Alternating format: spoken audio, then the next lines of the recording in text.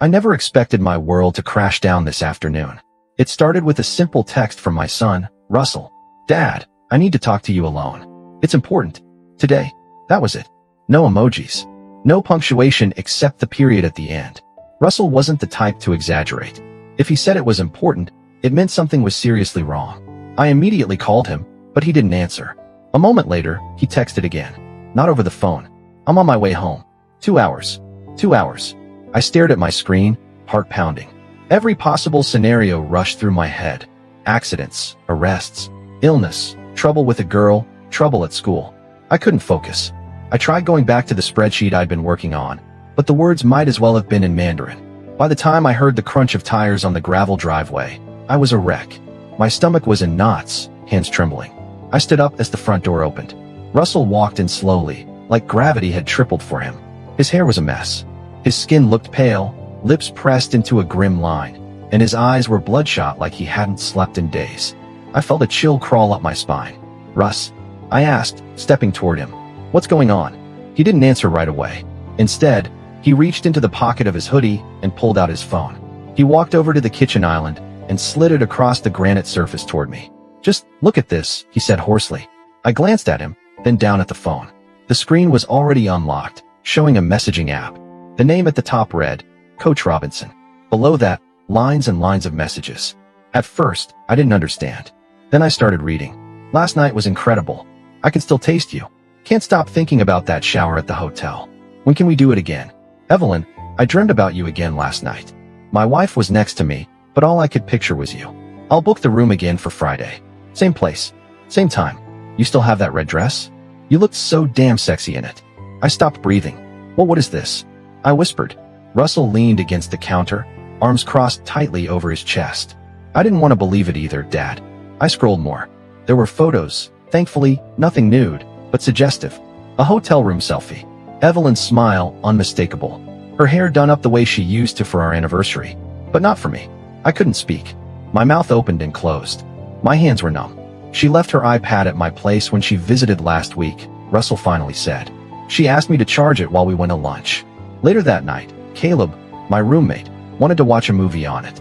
While he was using it, these notifications kept popping up. I looked at him, my voice raw. Notifications like these? He nodded. The previews were, well, Caleb showed me. I didn't want to open it. I swear I didn't. But it was all right there, Dad. How long? Russell's jaw clenched. Months. At least since the spring.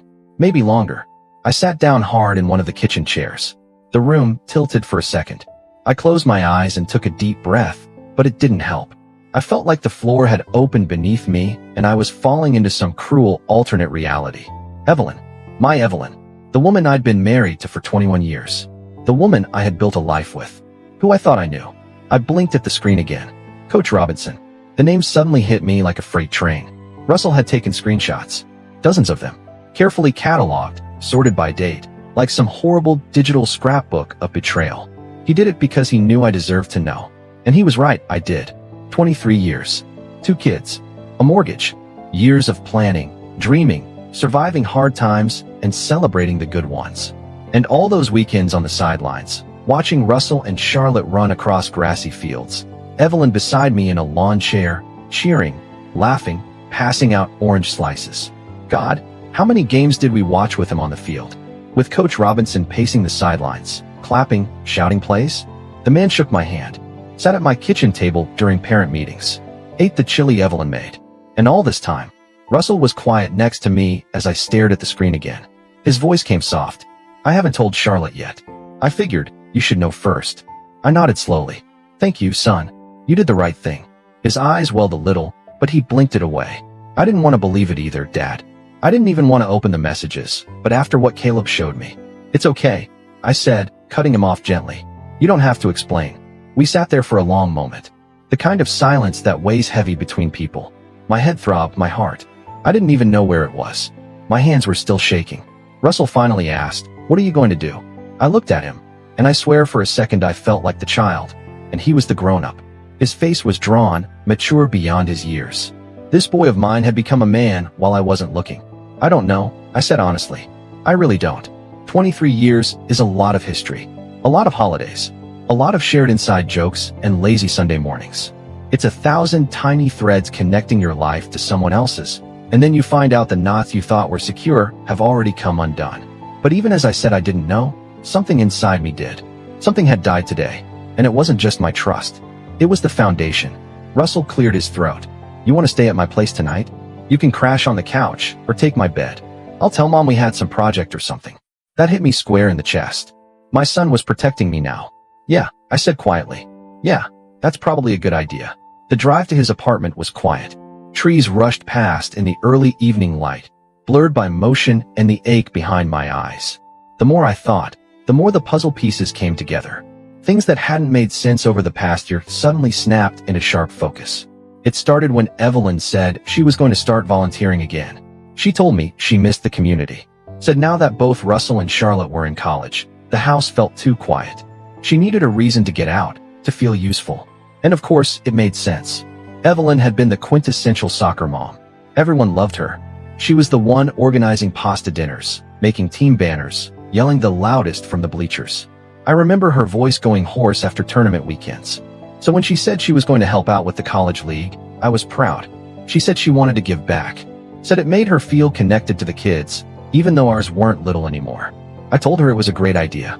I supported her, drove her to a few meetings, picked her up late when they ran long. Then came the changes. At first, they were subtle.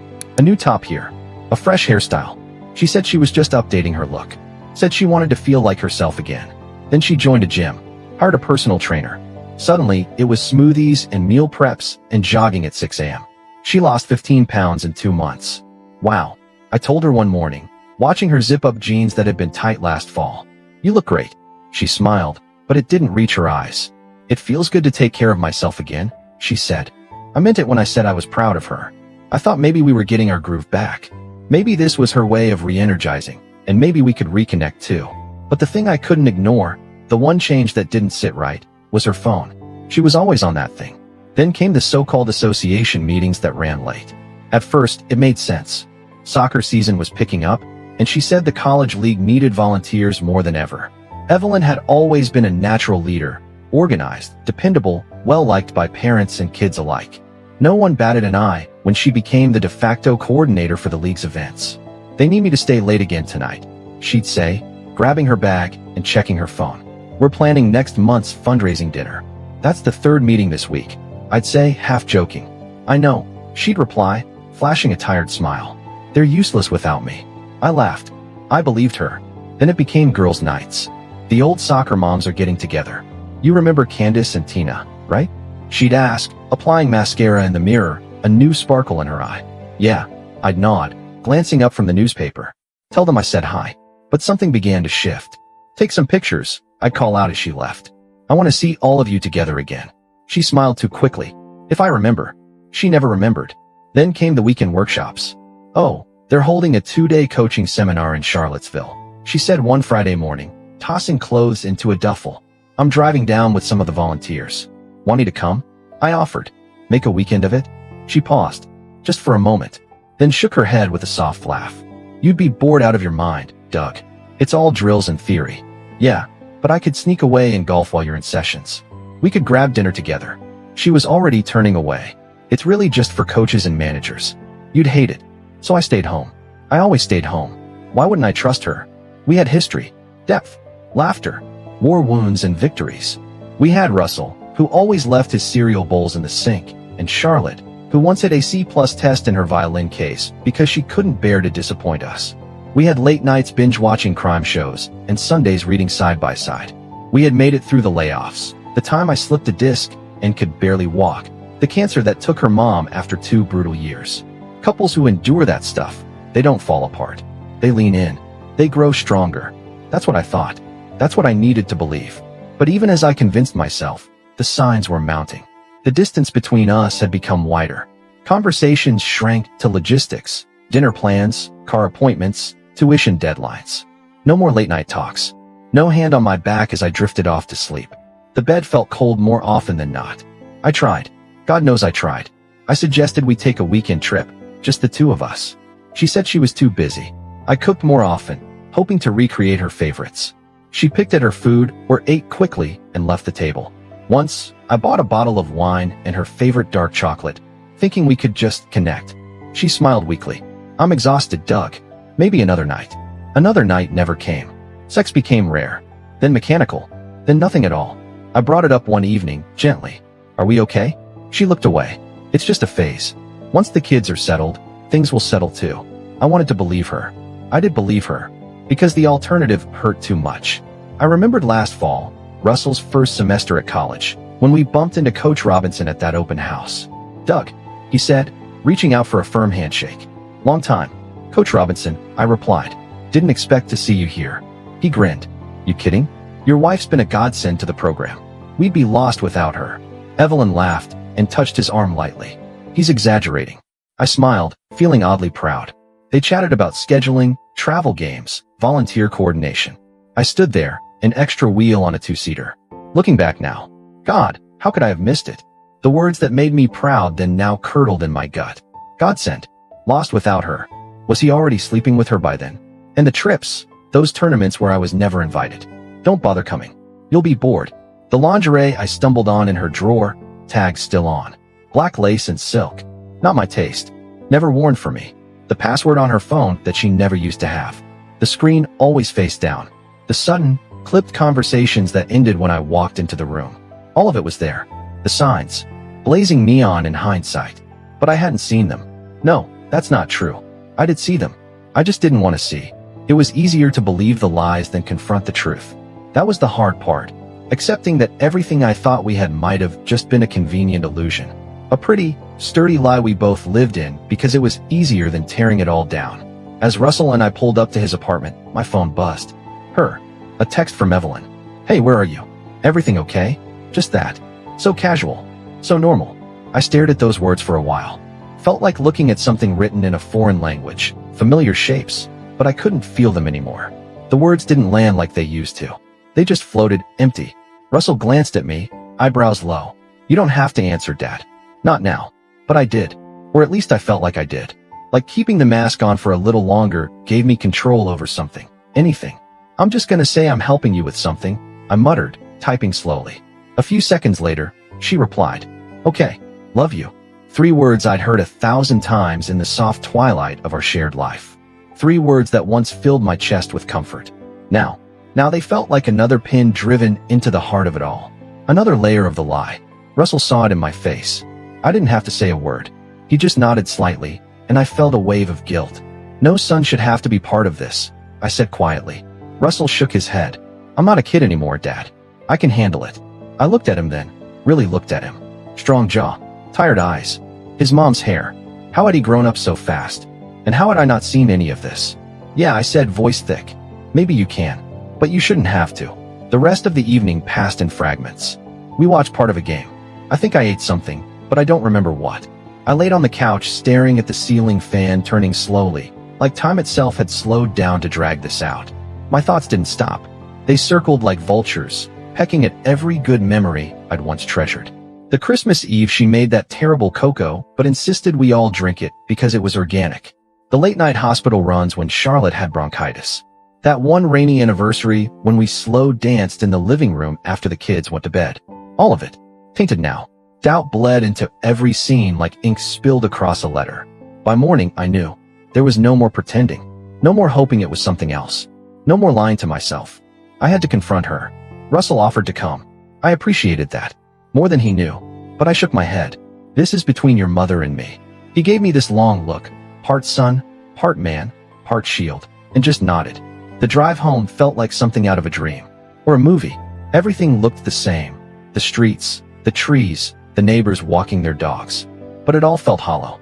Like I was floating through a set built to resemble my life. I turned onto our street and saw her car in the driveway. Same spot. Same angle. Like always. But nothing was like always anymore. Her gardening gloves sat on the bench near the porch, caked with yesterday's soil. A little thing, but it felt like seeing a ghost. So normal. So painfully ordinary. I stood there for a moment, my hand hovering over the doorknob. And then I walked in. She was in the kitchen, humming, as if the world hadn't cracked open. Slicing tomatoes with this effortless grace, her back half turned to me.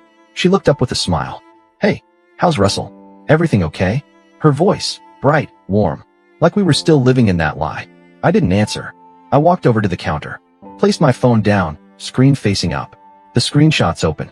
The messages. The pictures. I didn't say a word. Her eyes dropped to the screen, and everything shifted. Her brow furrowed. "What's this?" she asked, but her voice already trembled. I watched it happen in real time, the confusion melting into realization. Then the panic. Eyes darting, breathing faster. She opened her mouth like she might start explaining. "I can explain," she said, but nothing followed. Her lips stayed parted, no sound coming out. And then, she went still, face drained, eyes glassy. Her expression went flat, like someone had pulled a curtain shut inside her. This stone-faced look. I didn't raise my voice. I thought I would. I'd imagined shouting, breaking something, demanding answers. But when the moment came, the anger settled into something heavier, colder, like a storm that had passed, but left everything soaked. I stood across from her, arms folded, feeling like the floor was a mile beneath my feet. "How long?" I asked. She didn't answer right away. Her eyes darted to the window, then the floor, then back to the phone. "Evelyn," I said more firmly. "How long has it been going on?" Her shoulders sagged. 11 months, she said quietly. "Almost a year." I closed my eyes. 11 months. Almost a year of sleeping next to me with this secret in her chest.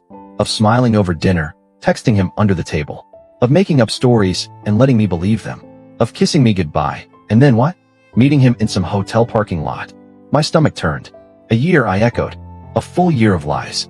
She opened her mouth, but I held up my hand. "Don't say you didn't mean for it to happen. Don't." She bit her lip, looked away, and whispered anyway. "I don't know, it just happened." The words lit something inside me. I slammed my hand down on the counter, not hard enough to break anything, but loud enough to snap the moment in two. "No," I said through gritted teeth. "No, Evelyn. Affairs don't just happen. They don't fall out of the sky and land in your lap." She flinched. "They're choices," I continued. "Every text, every excuse, every weekend you said you were helping with the team or visiting your sister, all of it. That was you. Choosing. I didn't want to hurt you." She choked out, tears welling. "But you did," I said, my voice flat now. "You chose him over and over again. Don't stand there and tell me you didn't mean to hurt me. What did you think would happen if I found out?" She looked lost. "I don't know." "You didn't know?" I asked, stepping forward. "Did you think I'd be happy about it? Grateful that you found someone to fill the void you never told me existed?" Silence. The kitchen clock ticked. Somewhere outside, a dog barked. I took a breath I didn't know I needed and asked the question that had been sitting in my throat like a stone. "Do you love him?" Her lips parted. She blinked at me. But the silence, it was too long. The answer was there, hiding in that pause. She hesitated, then finally said, I don't know what I feel anymore." I nodded slowly, jaw tight. "Well," I said, "that makes two of us." I looked around the kitchen, our kitchen, the tile she picked out, the crooked photo collage of the kids on the wall, the dog-eared cookbook we never opened anymore. It didn't feel like home. It felt like a museum of a life that used to be real. I told Russell, I said. She jerked her head up. "You what?" I told him. "And Caleb knows too." Her hand shot to her mouth, eyes wide with horror. "No," she gasped. "Doug, no. Oh my God. I never wanted. I didn't mean for them to." "You didn't mean for them to find out?" I cut in. "Well, guess what? They did. I didn't even try to soften it." "Your iPad," I added. "Caleb was using it. Your messages popped up. Russell saw them." Fresh tears spilled. She shook her head, like if she just denied it hard enough, the universe might undo itself. "I never wanted this," she whispered. "I didn't want any of this to happen." I let out a bitter laugh. "But it did happen, Evelyn. You made it happen." She didn't deny it. She couldn't. She just stood there, arms wrapped around herself like she was trying to hold in everything that was falling apart. Then came the question I'd heard twice now in 24 hours. "What are you going to do?" she asked. I looked at her, this woman I'd shared 20 years with, and realized I didn't recognize her anymore. "I don't know," I admitted. "But I can't stay here tonight." "Where will you go?" she asked, her voice cracking. I met her eyes. "Not your concern anymore." That surprised her. Her face crumpled. She looked stunned, like she hadn't expected me to pull back that far. Like I was still supposed to give her the comfort she'd stripped from me. I turned and headed for the bedroom. Pulled out an overnight bag. Packed a change of clothes. My razor. Toothbrush. Deodorant. Socks. It was surreal, like packing for a business trip, except my life was burning down around me. When I came back through the kitchen, bag in hand, she was sitting at the table, crying, silently, shoulders shaking, face buried in her hands. Just crying. Once, those tears would have shattered me. Would have made me reach for her, hold her, tell her we'd figure it out somehow. But not anymore. Now, they only confirmed what I already knew. There was a gulf between us. Wide, cold, and impossible to cross. As I opened the front door, bag slung over my shoulder, I paused. "We need to tell Charlotte," I said quietly, still not looking back. There was a long silence behind me. I could hear her trying to collect herself. "You're right," she said at last, voice small. "She deserves to hear it from us. Not the way Russell did." I gave a small nod. "We'll call her tomorrow. Set up lunch or something." "Okay." Still, she couldn't look at me. I stepped outside and pulled the door shut behind me. It was just wood and hinges. A door. But it felt like the closing of a chapter one didn't even know was ending until it already had. I wasn't just leaving the house. I was leaving 23 years of what I thought was a happy marriage. That thought hit like a freight train. I made it to the car before my knees nearly gave out. The streets were quiet. The radio was off. The silence was crushing. I couldn't bring myself to go back to Russell's place. I didn't want to be that guy. The broken man on the couch. So I drove aimlessly for a while until I saw the glowing vacancy sign at a mid-range hotel just off the highway. The receptionist gave me that sympathetic smile people give when they suspect you're going through something, but know better than to ask. The room was clean, generic. Beige walls. Stiff sheets. The scent of lemon-scented cleaner that barely masked whatever had lingered before me. I lay on the bed and stared at the ceiling like it might offer me some kind of answer. But it didn't. All I could think about was how everything I'd planned for the rest of my life included her. Retirement trips. Lazy Sundays. Matching coffee mugs in the morning. Our grandchildren, maybe. Old age. Rocking chairs. Inside jokes and warm glances across crowded rooms. Now I had to imagine a future that didn't have her in it at all. I didn't know how to start. I extended my stay the next day. And the day after that. I told myself I'd leave after the weekend, then pushed it again. Home didn't feel like home anymore. Just a place where the walls had heard too many lies. I met with a lawyer that Thursday. She was matter-of-fact, kind but clinical. Explained the process with the kind of practiced tone that comes from watching marriages fall apart day after day. "We'll talk division of assets. You'll each make disclosures. The house, retirement accounts, those will be central. Since your children are adults, we won't need to address custody, but we can look at support if needed." Support. God. I didn't respond much during that meeting. Just nodded, signed where I had to. Took the business card she slid across the table and walked out into the dull afternoon light, feeling like the world had tilted sideways. Evelyn texted every day. "I'm so sorry. Please, Doug, talk to me. It's over with him. I swear. Please don't give up on us." I responded only to the things that needed answers. The gas bill. A check that had come in the mail. Nothing personal. I couldn't go there. Not yet. Maybe not ever. The wound was too fresh. Too deep. Touching it only made it bleed again. Russell checked in daily. My boy. Still looking out for me. Even while managing his own life. "You should come stay here," he said on the phone one evening. "That hotel can't be good for your sanity." "I'm alright," I told him. "Really? You sure?" "Yeah. You've got enough going on without your old man crashing on your couch." "Still. I'm here, Dad." "Okay. I know." 3 days after I found out, we told Charlotte. We agreed to meet her for lunch at her favorite cafe. One of those trendy little spots with hanging plants and too many lattes on the menu. She picked the table by the window, all smiles as we approached. "Hey," she chirped, standing to hug me. Then her mother. "You guys okay?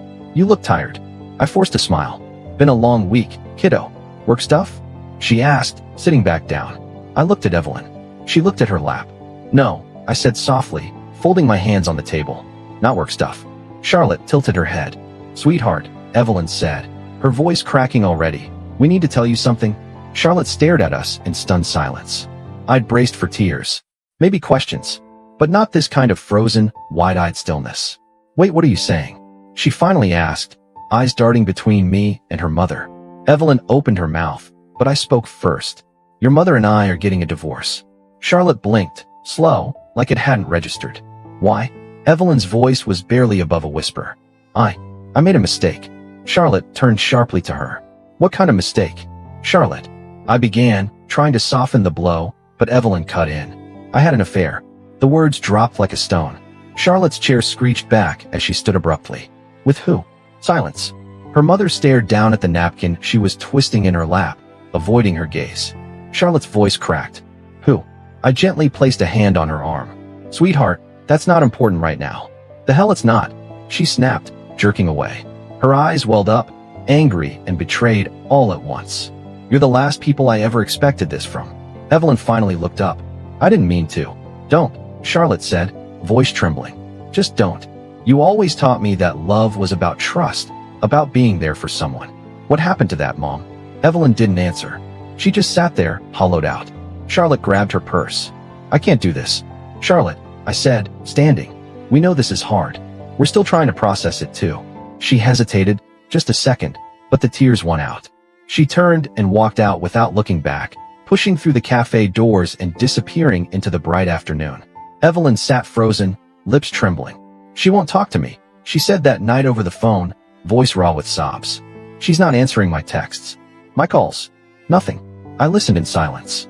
A part of me felt sorry for her, grieving the relationship she'd damaged, the daughter who now saw her in a different light. But it was like watching a car wreck from across the street. You feel something, sure, but you don't step into the wreckage. Not anymore. That part of me that once moved instinctively to comfort her, it was gone. Gone, or maybe buried too deep to find again. The following week, I signed a 1-year lease on a 1-bedroom apartment across town. The leasing agent was chipper, maybe a little too much. This is our standard model, she said. Want to see something bigger? A 2-bedroom maybe? I shook my head. No need. It's just me now.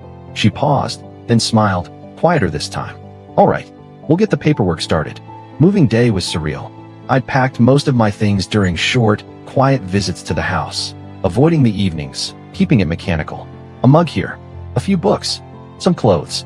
It wasn't until I stood in the living room, staring at a box labeled office, that it hit me. 23 years. All of it now reduced to cardboard and duct tape. What was mine? What was hers? Would have been ours. I never used to think in those terms. It had all just been life, shared. Now I had to sort it, split it, make it divisible. Evelyn helped. Quietly. No drama. She handed me things she knew I'd want without asking. A photo of Charlotte at age 5. My father's watch. The coffee mug Charlotte had made in 3rd grade. Lumpy and painted blue with the word Dad scratched into the side. Her eyes were red. But she didn't cry. Not this time. Maybe she was out of tears. Or maybe she was starting to accept the truth I had already come to terms with. It was over. Some friends found out in the following days. There were the usual rounds of texts and awkward phone calls. Some took sides, gently. Others stayed neutral. A few checked in more often, invited me out, made sure I was eating. I appreciated it. But most of the time, I declined. I needed the quiet, the solitude. I needed to rebuild something inside myself, something that wasn't just her husband. The nights were the worst. The apartment sounded different. The heating pipes knocked like someone knocking from inside the walls. Footsteps from the neighbor upstairs reminded me I wasn't alone, even when I felt like I was. I'd lie awake and think of her. Was she sleeping? Was she crying? Did she miss me? Did she regret it? But then I'd remind myself, it doesn't matter now. 6 weeks after I moved out, I got a call from my lawyer. The papers are ready, she said. We can schedule a time to go over everything and sign. Her office was cold, impersonal, the kind of place where lives unravel one document at a time. She laid it all out. No fault divorce, she explained. You'll each retain your retirement accounts. No alimony, since both incomes were comparable. You'll split the proceeds from the house once it sells. I nodded, signed where she pointed. Watched the pen etch away the last of our shared life. It will be final in 90 days, she said.